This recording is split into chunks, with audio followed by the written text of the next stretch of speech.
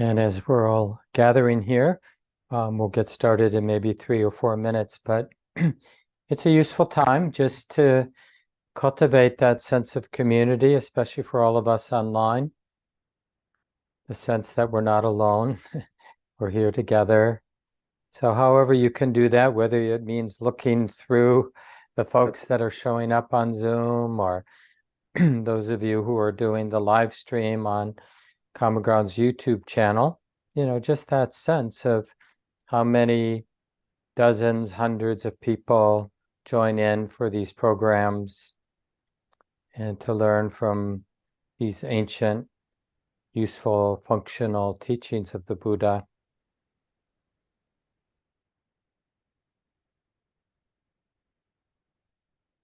And I'm putting the Sunday resources in the chat there. Folks who are already, excuse me, here can take a look at those. Let me move my mic up.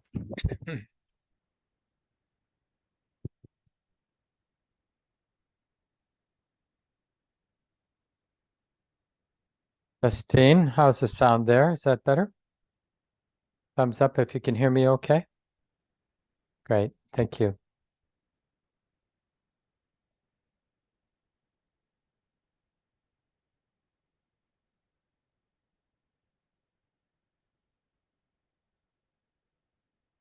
And Robin, there is a dial behind the speaker for volume. Got that?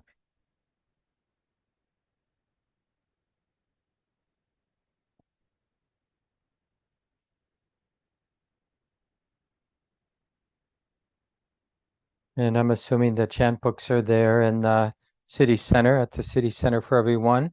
On page 30, we'll do the suffusion with the divine abidings. And for all of you online, you'll find it there in Sunday resources. And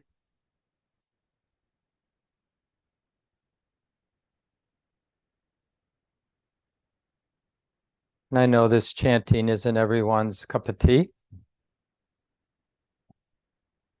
but yeah, you can just listen to the words if you don't want to listen, or rather chant together.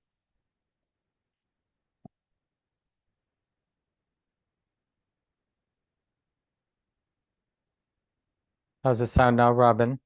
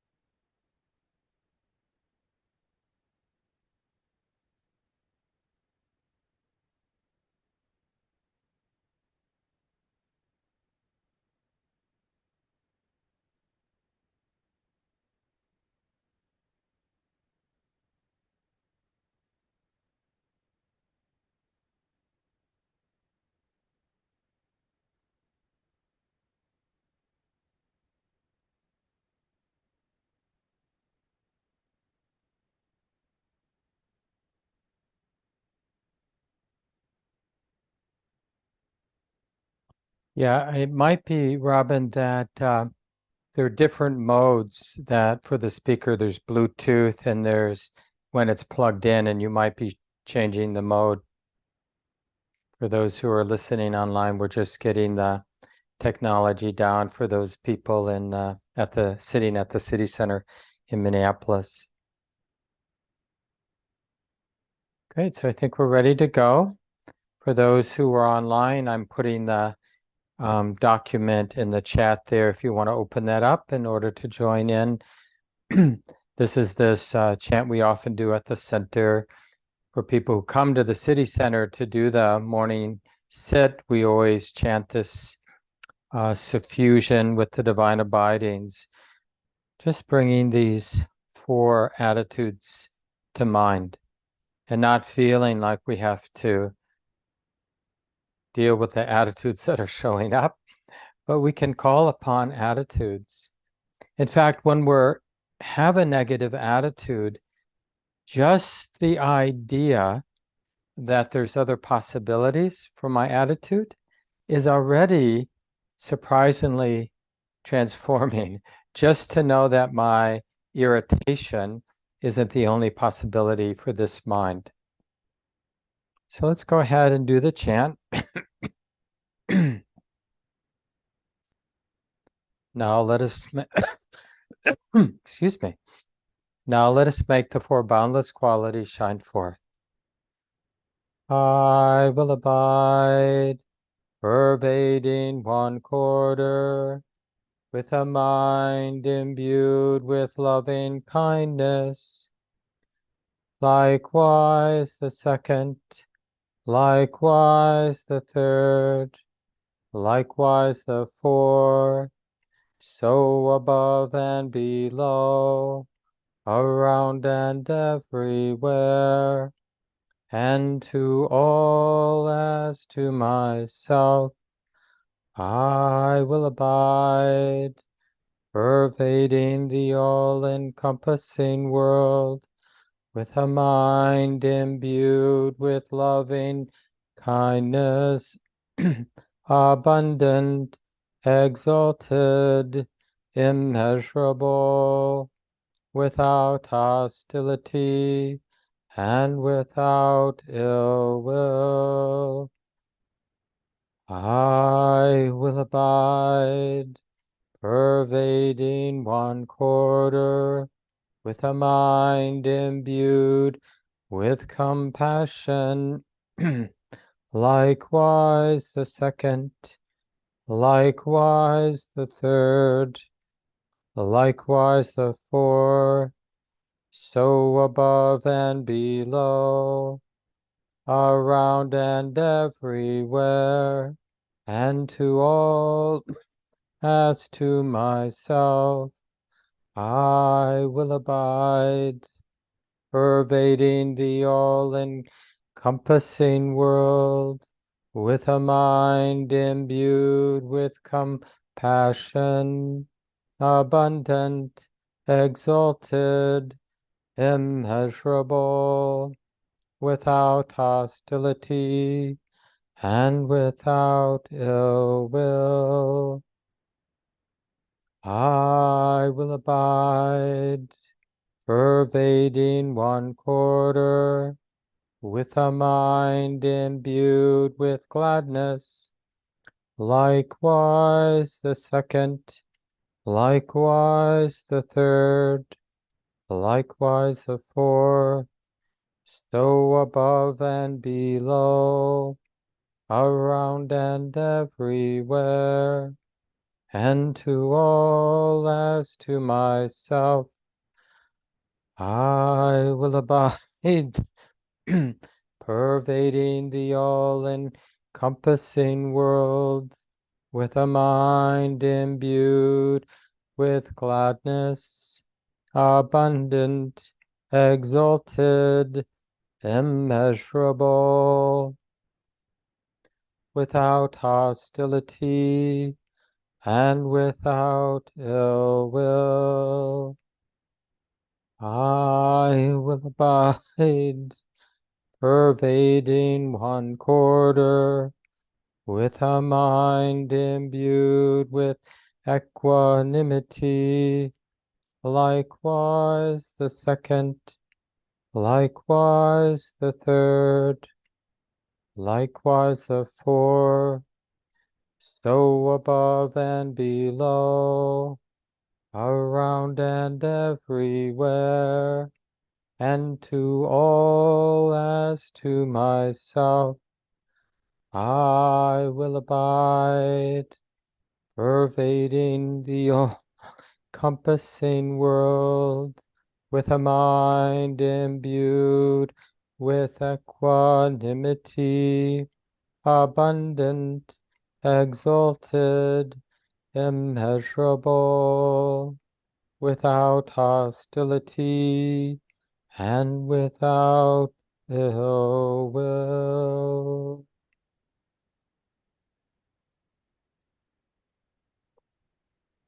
And we'll settle in to the sitting posture.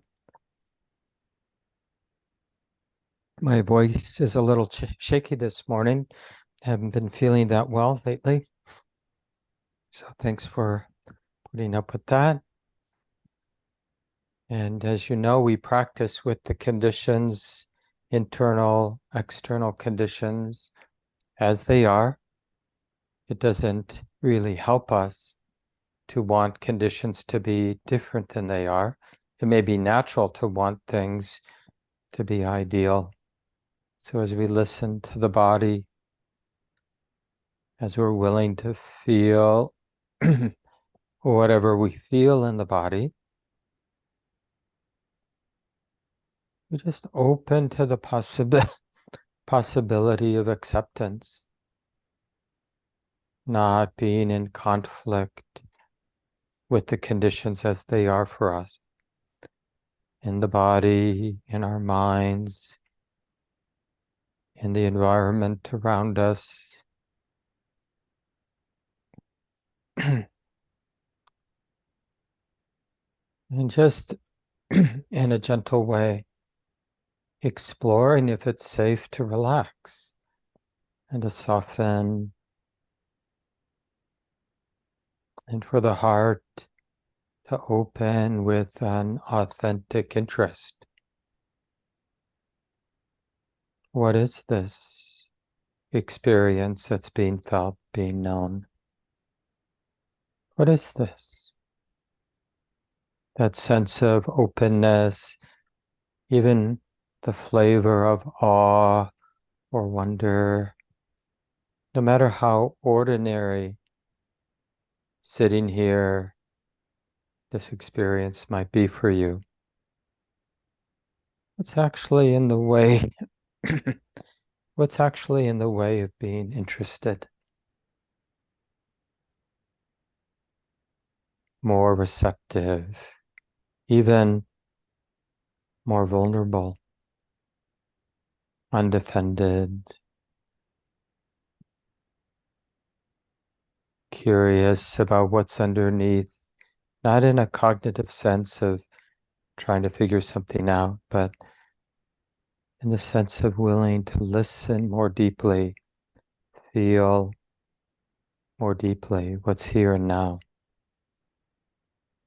To let the moment, to let all the conditions of the moment express themselves, reveal themselves, letting everything move.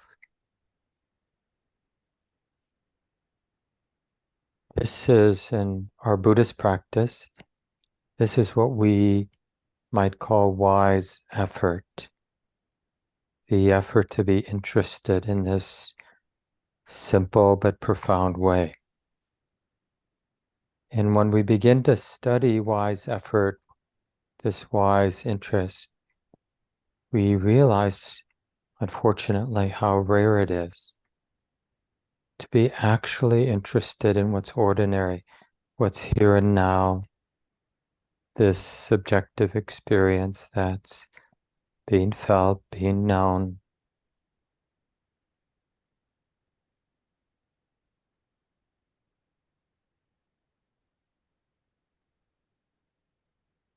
In a very real sense, this will always be our most important teacher. Our relationship, the mind's relationship, the heart's relationship with things as they are. This moment by moment by moment subjective experience that's being felt, being known. It has something to teach us, but we have to be interested, humble, sensitive, open.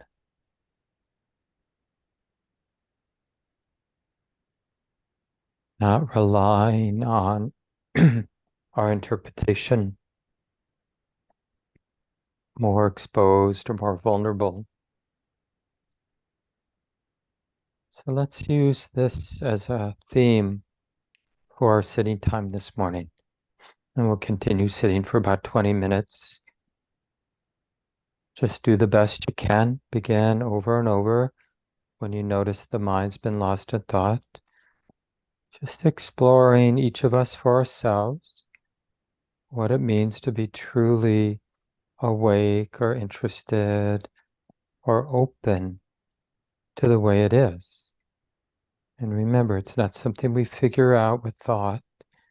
It's really about this opening with interest.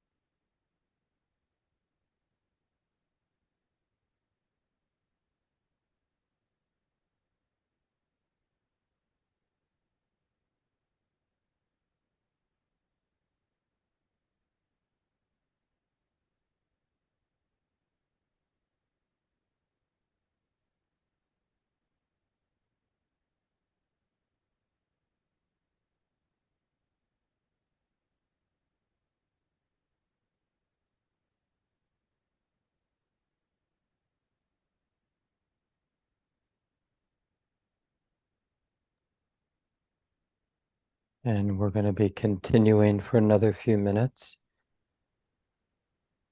And we're especially interested in the quality of interest itself. And what's in the way of the mind being interested in what's here, what's being known, what's being felt, interested in the possibility of intimacy with this, whatever is arising. And then each of us, in our own way, exploring what it means to be open and even vulnerable to what's coming and going. We don't have to explain anything or define anything. It's more simple, this interest in being open, allowing the moment in, allowing it to touch, to be felt.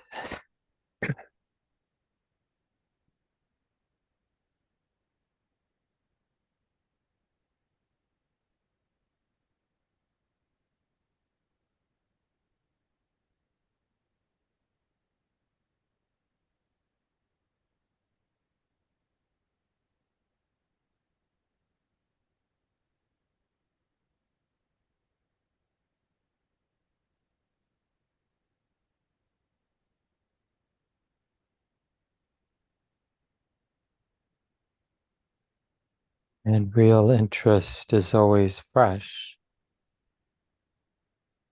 If it doesn't have that fresh feeling, then the mind is probably caught in its idea of what's happening.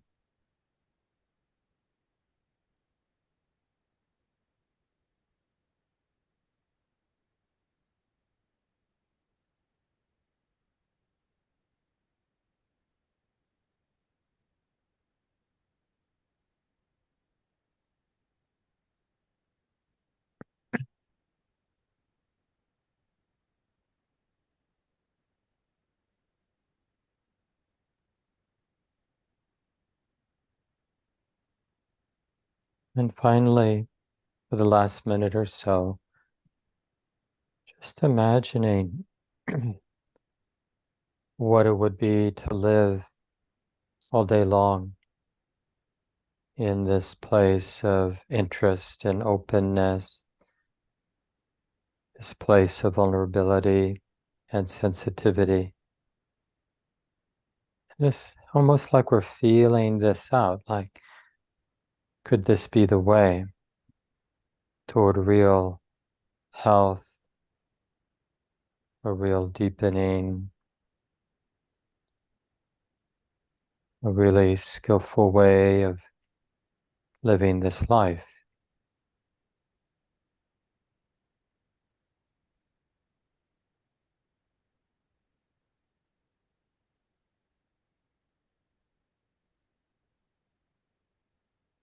Really embracing the rawness or the exposure that, of course, just naturally comes from being a sensitive being, a human being. We feel, always feeling. And we practice no distance from that, could say, river of feeling.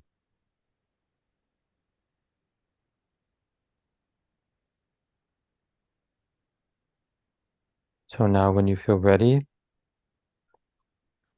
allow the eyes to open if they've been closed. Finishing up our formal sitting time. Adjust your body as you need to. Feel free to take a few moments to stretch it if that would be helpful for you.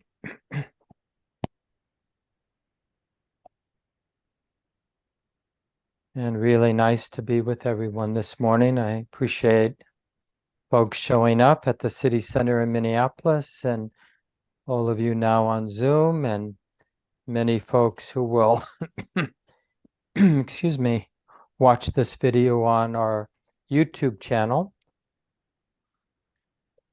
In case you don't realize, most of the programs at the center are being recorded and left on our YouTube channel to be watched at any point. That's true with the Buddhist studies courses and the Sunday program. Some of Shelley Graff's Wednesday night programs live on the YouTube channel as well, and other programs as well, visiting teachers. Yeah, so we have this time to reflect on the Buddhist teachings, and more recently, these last couple of weeks, I've been giving some talks on this particular map called the 5 Spiritual Faculties. And it really describes this distance, or this way our heart, our mind, moves from faith or confidence that there's something to do with this life to the experiences of awakening, the deepening of understanding and insight. How does one go from having some faith that, oh, I could apply my mind in some way that would be really useful and functional in terms of deepening wisdom, becoming a wiser, kinder, more skillful human being. And that way is really described in this map called the 5 Spiritual Faculties, sometimes translated as the 5 Strengths, the 5 Controlling Faculties, the 5 Powers. And this is a capacity, these 5 qualities of faith, wise effort, wise awareness, wisdom awareness, the stabilizing of that wisdom and awareness, and that aspect of the mind we call wisdom, that discerns the underlying nature, the conditional, lawful nature. In particular, what wisdom discerns is how it is that suffering arises and how it is that suffering ceases. And I've always loved this about the Buddhist teachings. It's so functional, pragmatic, because this is what our mind or heart really cares about. How is it that I get bound up, tied up into knots with anger, with lust, with whatever? How is it that this heart releases that entanglement? All day long, our heart is getting bound up, and hopefully moments of unbinding and releasing. What's often missed in kind of an ordinary life is that pervading awareness and wisdom that's comprehending the lawfulness, like how it is that my heart has gotten all bound up, how it is that this heart released that identification, released that attachment, released that fixation, and now is more free. Because there's something to learn here. For those of you who sometimes take part in the Monday night Buddhist studies classes, the winter course starting on the 8th of January is going to be on dependent co-arising. And this is sometimes considered one of the Buddha's deeper, more subtle teachings. And, the Buddha, as a teacher, he used conceptual maps. That was the way that he could translate his own personal experience and make it useful for others. He had to use language, he had to use concepts. And this particular teaching on dependent co-arising is really about this lawfulness, the conditional nature of our suffering experience. Like how it is that suffering, this very subjective experience that you and I have a lot of the time, of being uneasy, being tight, being anxious, being afraid, feeling lonely, feeling needy, all the different ways. I mean, almost probably an infinite number of ways that we feel off and And the Buddha mapped out like how that very personal experience of suffering, me suffering, I'm hurting, how that exists as a natural process. So that's that teaching on dependent co-arising. And this particular map is the unwinding of that. Remember the sutta I read week 1, just as the river Ganges flows to the east, slopes to the east, inclines to the east, in the same way, when a practitioner develops and pursues these 5 faculties, they flow to unbinding. They flow, they slope to unbinding, they incline to unbinding.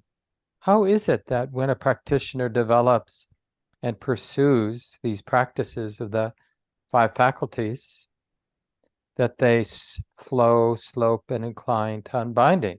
Right? So this is like the Buddha's asking a very good question, like, how does it work?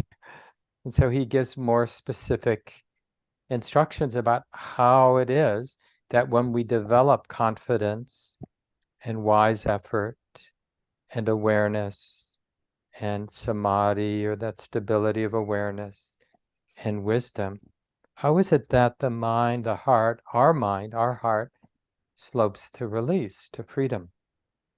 And he says, well, it's when it's dependent on seclusion, dependent on dispassion, dependent on cessation, resulting in letting go.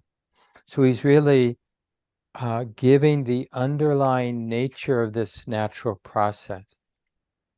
And it makes sense because there's this integrity to how things work. If we're interested in a peaceful heart, it doesn't make sense that the way to having more peace in our lives or more kindness in our lives would be cultivating the opposite of kindness or the opposite of peace. Right? If we're interested in peace, then we practice relating with peace with the conditions that are here now. That's how we move in the direction of peace.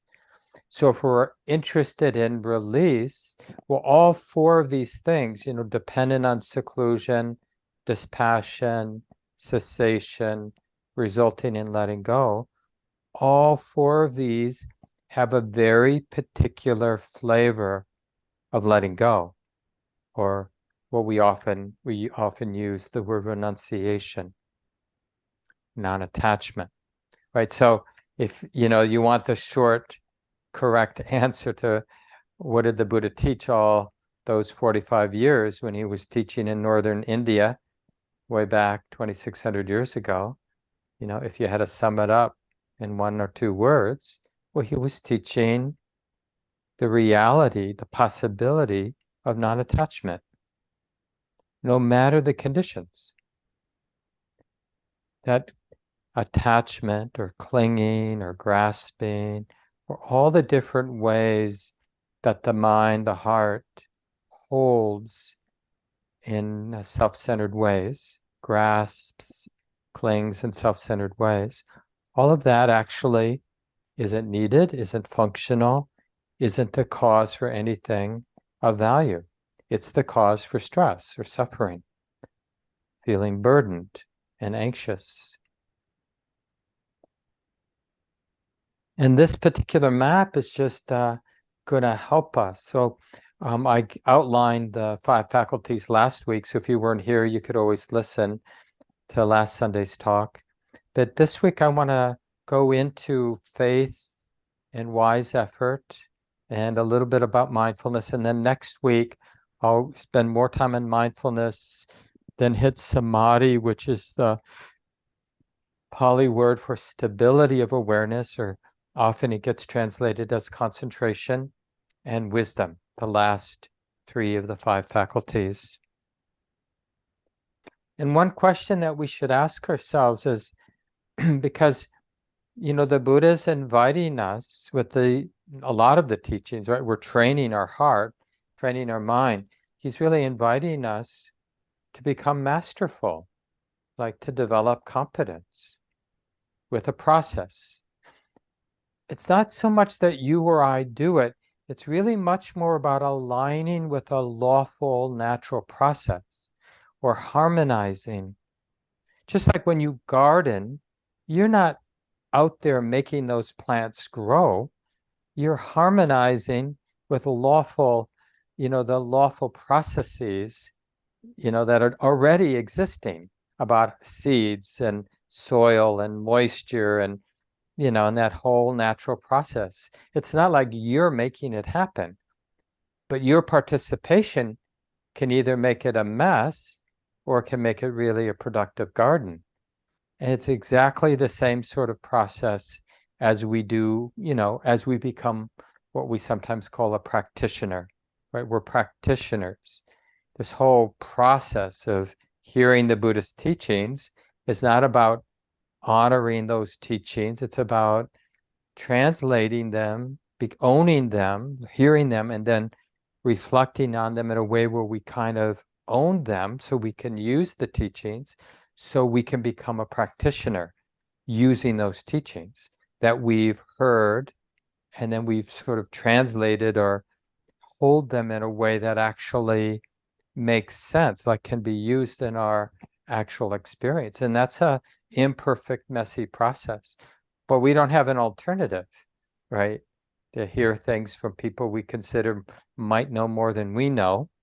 So with humility, we allow people to be our teacher. Okay, what do you have to say? Let me check that out. Let me hear it and remember it and reflect on it and see if I can find something useful here.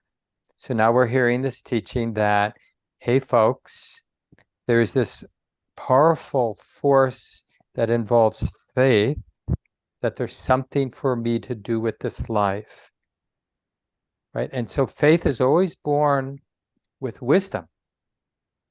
It's like, even if initially your faith is giving up doesn't make sense. I've tried it, like thinking there's nothing to do with this life, just getting by, holding back, not being courageous in the sense of I feel this inclination, I trust it, but it's too much work and I may be wrong. So I'm not going to do anything. But there's so much learning that happens when we stick our neck out and we try something.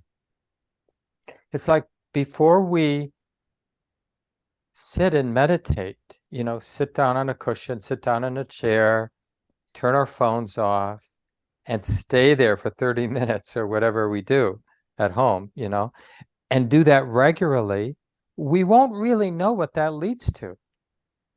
You got to try it. And one thing it leads to is a lot of learning, like how interesting it is, how difficult that is.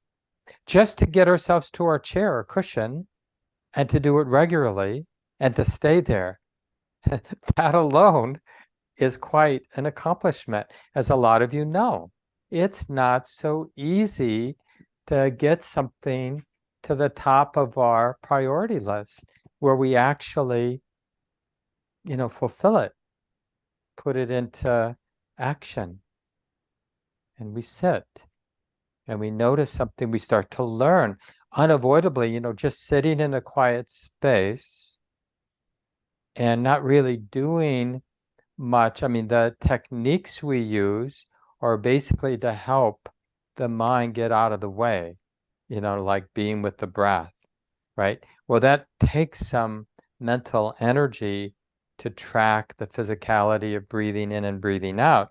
So the mind can't be renovating the house or planning my revenge fantasy or, thinking about what's wrong with the news or, what I'm going to eat for lunch or whatever it might be, because it's tracking the breath. So it gets out of the way, but we start to see the mind and we see what drives the mind, what animates the mind is not helpful. We just see it's actually a profound insight.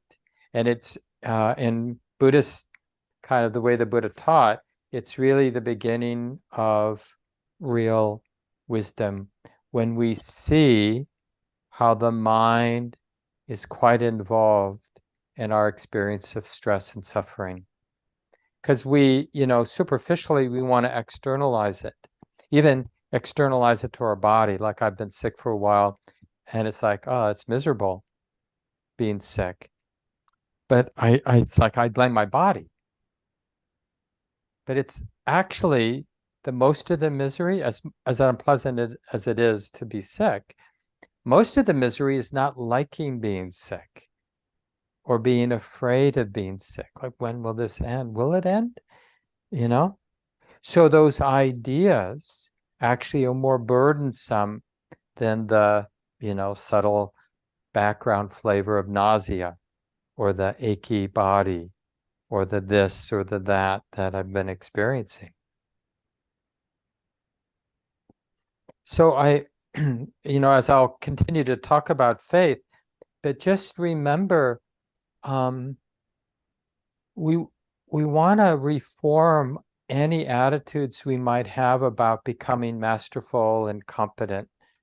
It's like, what else are we going to do with this life? And what would be a better thing to get competent at as understanding the causes for suffering and the causes for release? My actual subjective experience of being tight, being bound up, being afraid, being anxious, being needy, wanting, and how that can release.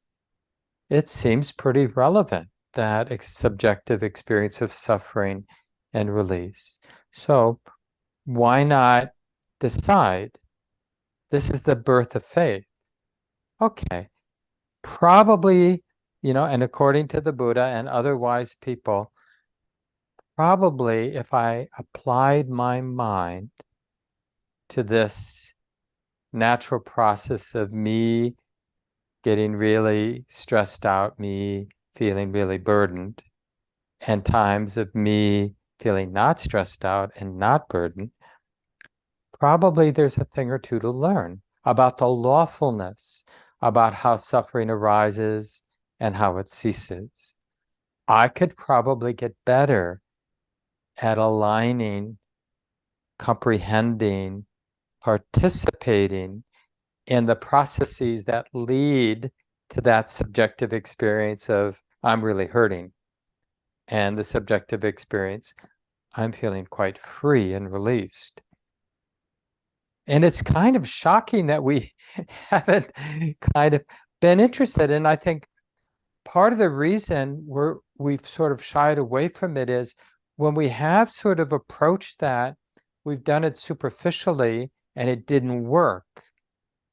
And so we give up on the project of kind of trying to really cultivate or steer this ship in the direction of real happiness, the happiness of peace, or in Buddhism, we might say the happiness of the heart, free of grasping, free of the grasping of attachment, the grasping of fear, the grip of anger, the net of, confusion, delusion, free of all of that. So remember, one of my teachers, Sayadaw U Tejaniya, he has a little phrase for each of the 5 faculties that help me at least. And it's in the document that I've been putting in the chat.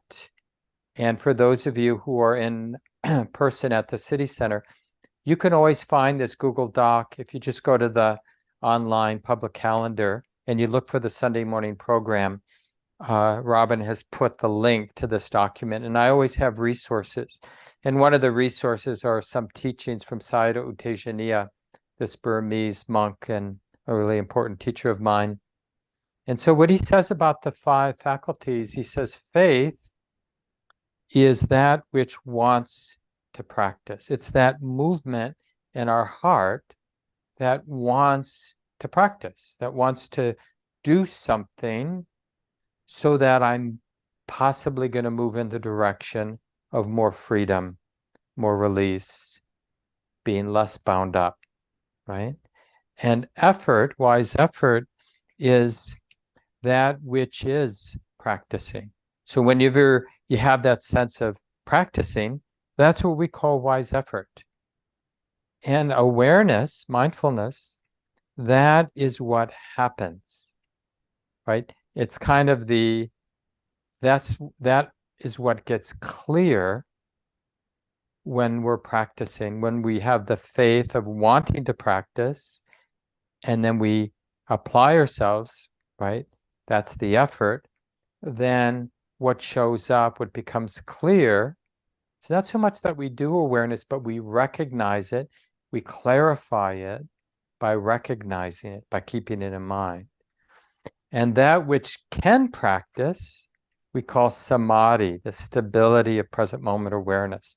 Samadhi, sometimes we just don't bother to translate samadhi because concentration is how scholars have been translating it for decades now. It's really not a great translation of the word samadhi because it has much more of a sense of stability and unification, like the heart, the mind. In Buddhism, heart and mind, same thing.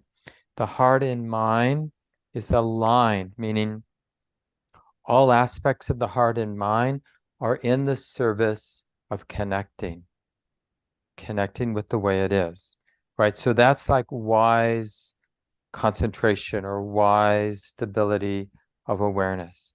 And it's really just taking awareness, keeping it in mind is what stabilizes it.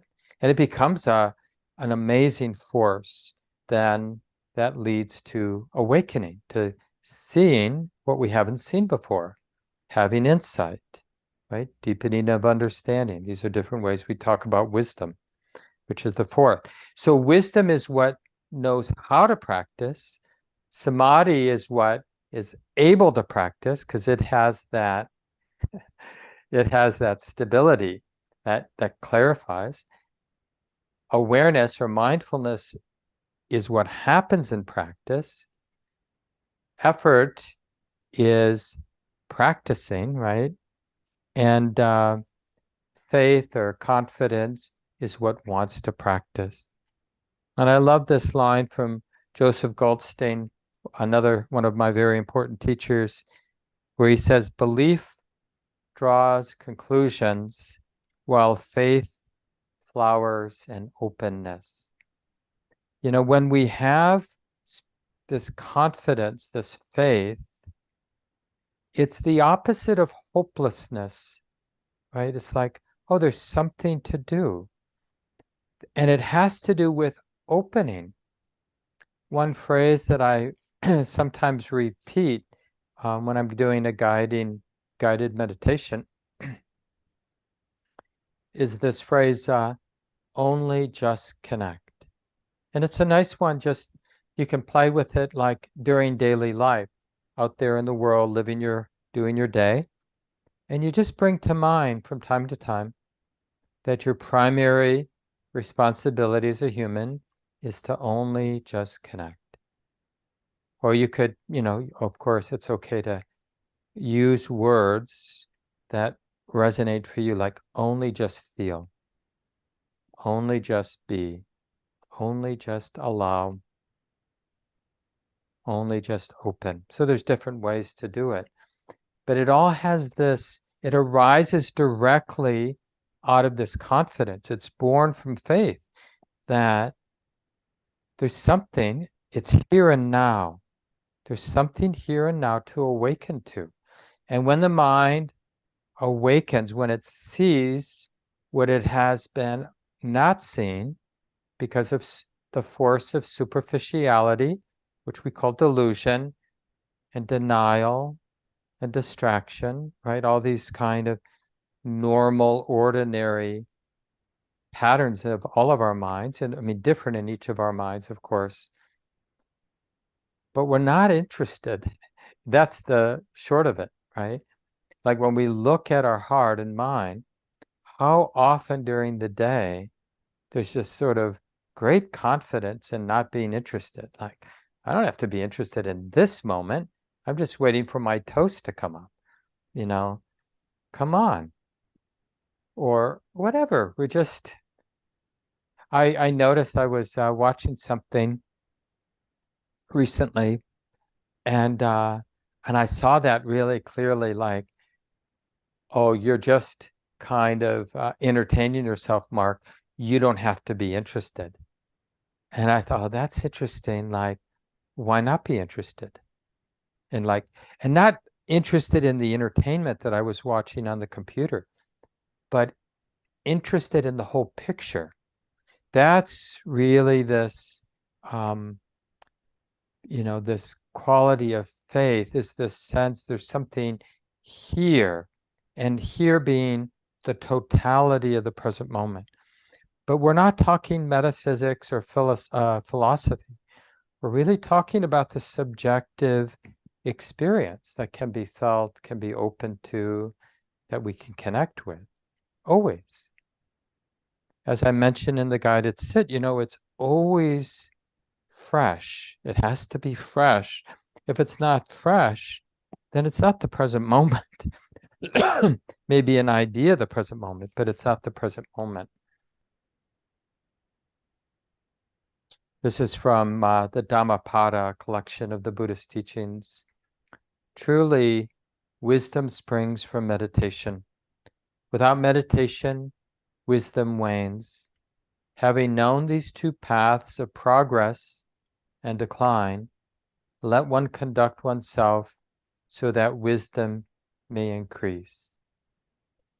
And it's sort of like, you're a human being and you have a garden plot, and your body gets hungry and you want food for yourself and your loved ones.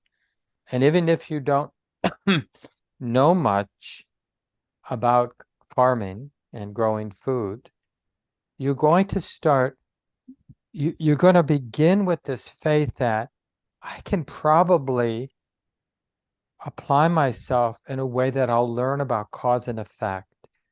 What of my actions actually help and promote the, growing food?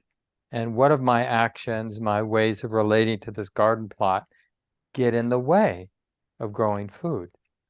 That confidence that we can learn something, you want to really sense that confidence in your life in more and more moments. In this moment of my life, I could probably learn something of real value around how it is that stress arises and how it is that stress releases. I don't need to wait for a better moment. I could probably get interested right now in the quality and the way it is. And that's really, like I mentioned a few moments ago, faith is always related to wisdom. It's born out of wisdom. It may be somewhat borrowed, the wisdom, initially. Oh, the person's saying this and that makes sense. It seems to align with my experience, but I'm relying a lot on their confidence. So that would be what we call borrowed wisdom or borrowed faith. But one thing that our life demonstrates is this lawfulness of cause and effect. It's the law. And that's what the middle part of the five faculties, it's really about this lawful process of, from faith, this application of our heart to the task at hand. What can I do to support awareness and then stabilize that awareness? Because that is an unstoppable force.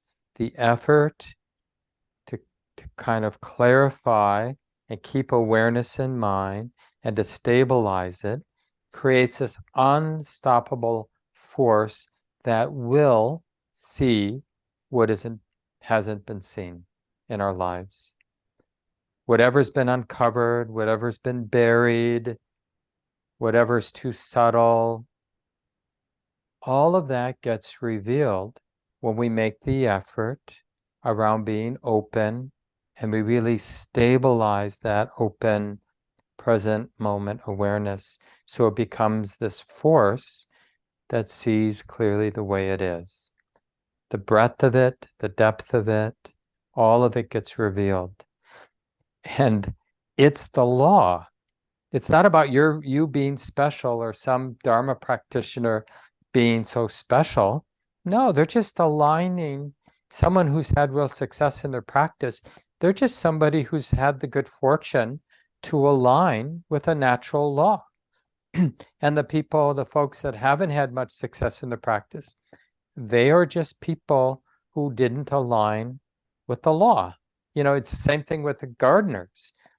People who have a beautiful garden, it's not like they, have some magic, but somehow whatever they were doing had the supporting causes for the plants to grow.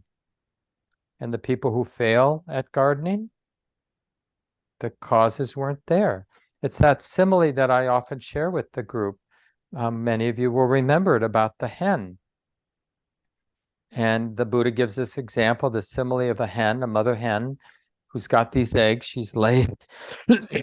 She really wants the eggs to hatch, has a lot of strong desire. I really want these eggs to hatch and for little chicks to come out. But that's all she does, is really want them to hatch. She doesn't get involved in the lawful cause and effect of what supports the incubation of the egg. She doesn't sit on them, for example. So they don't hatch. And then he gives the example of a mother hen who's got some eggs. Is pretty indifferent about whether they hatch or not, but just maybe because of habit or instinct, sits on the eggs. Well, those eggs are going to hatch, he says, because the supporting causes were there. And he says the same thing. He goes on to say, it's the same thing with the 5 spiritual faculties that we're studying. If you engage these, you will benefit.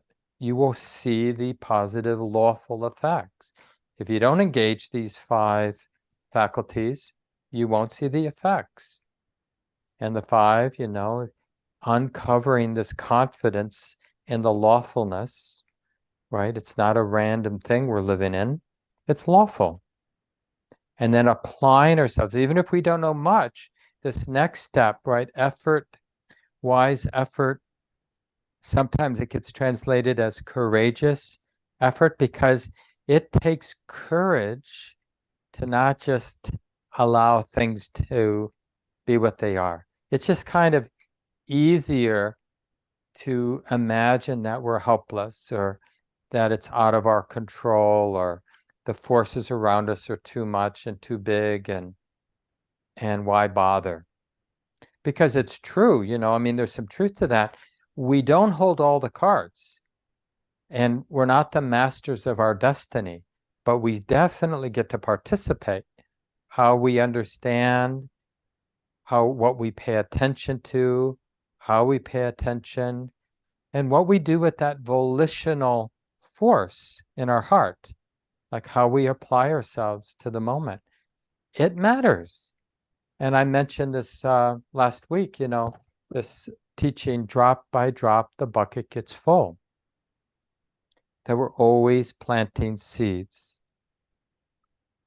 And it's really about the seeds, right? That when we apply ourselves, it's really related to the essence of that faith, that awakening, that freedom has to do, like the basic problem is misunderstanding, being ignorant, not understanding how it all works. So then the basic solution is, hey, wake up to how it works. Start being awake to this moment, all these moments strung together, the lawfulness of them, how things come to be, how things cease. And again, it may sound like I'm saying, well, you got to think it through. No, we're just tracking the kind of conditional lawful nature of our subjective experiencing. We're staying awake, connecting, opening. And so the seeds we plant, right, we're refraining the mind, right? We're refraining the mind from doing things that get in the way of being present. And we're cultivating, we're supporting, we're appreciating those qualities that support being awake, being aware, remembering to feel what we're feeling, appreciating the possibility of being more intimate. We're supporting those. So, in Buddhism, we talk about abandoning and preventing those qualities of mind that get in the way of being present, and developing and maintaining those qualities of mind that support the recognizing of awareness and the appreciating of present moment awareness. It's all around this seed of faith that the existential problem for us human beings has to do with ignorance. This is what we get. This is the transmission, the teaching transmission from the Buddha. Our problem is the misunderstanding and the misperceiving. And so the resolution is to see clearly, to wake up. And so that's what practicing is about. And then what happens when we practice is we have a clearer, better recognition of awareness. Oh, this is awareness. This is what it means to be aware. Not so much that you're doing it, but you're recognizing that potential, that capacity. Oh, this is awareness. This is what the Buddha means by being present. And then we keep that in mind, keep it in mind, keep it in mind, and it becomes stable. That's the samadhi. Gil Fronsdal says, awareness, mindfulness is that state of receptive attentiveness. You could say that state of not forgetting. It's like this. And then he adds, not requiring self-conscious effort. You don't have to try to be aware. You have to try to recognize it, keep it in mind, evaluate so that you keep it in mind. Yeah, that line from Joseph about faith was, belief draws conclusions, while faith flowers in openness. So I'm going to finish today by reading this little testimonial to effort, not to make us tight, but just to inspire. I don't know if people know this about the word vigilance, but vigilance really means like you keep the light on. You keep the light on. So it's a really good word for Buddhist practitioners, like this vigilance. So don't assume that you got to be tight if you're going to be vigilant. So this is also from the Dhammapada, which is a collection of teaching verses from the Buddhist tradition. And it goes like this. Vigilance is the path to the deathless, to awakening. Negligence is the path to death. The vigilant do not die. The negligent are as if already dead. My interpretation of that last line is, it's if you're negligent, you're like on autopilot, which is like being already dead. Knowing this distinction, vigilant sages rejoice in vigilance, delighting in the field of the awakened ones. Absorbed in training, persevering, always steadfast, the wise touch nibbana, liberation, the ultimate rest from toil. Unwise people give themselves over to negligence. The wise protect vigilance as the greatest treasure. So that can be the takeaway, and this could, for those of you who stay for the small group discussions, whether you're at the city center or online, we always have this option. It's always optional to stay and have a 15-minute conversation with 3 or 4 other people in the community. One thing you might share in that is places in your life where you felt like your heart was all in. You really applied yourself. Not that you knew what you were doing, but you figured, I'll learn something. And then maybe, did you learn something? what came from being all in, being vigilant. And then you could also give an example of places in your life where you held back your vigilance, where maybe negligence was a more appropriate, term. Where in your life have you been negligent? And then what did that lead to? Because those testimonials about how negligence doesn't work and vigilance is onward leading, right, to learning, to becoming more skillful, more wise and kind, more free.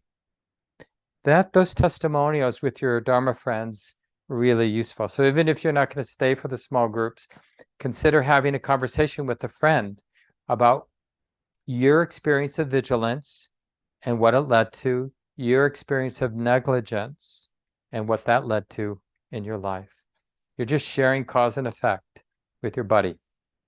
And a couple announcements. So Shelley Graff, our wonderful guiding teacher, other guiding teacher at the center, and Sarah Wilson, one of our teachers, are going to be leading the twice annual community practice intensive. You generally do them every December and every April. And it will be December 4th through the 23rd, 2.5 weeks of working with a group of community members to up your practice. And you can sign up for that online. It begins Monday night, the 4th of December. Shelley's leading a half-day retreat on the 9th. Robin Major and Rick Condon, I think there may be still a few spaces for a practice period at our retreat center, the 7th to the 10th of December. And then further ahead in January, I'll be leading an intro class, 6 Tuesdays, beginning January 9th, if you feel like a refresher would be good for you. And I mentioned the Buddhist Studies class begins Monday, the 8th of January on dependent co-arising. So good to see everybody here. Thanks for coming. And people at the city center, you can just hang out if you want, and Robin and others will help you get into small groups. And then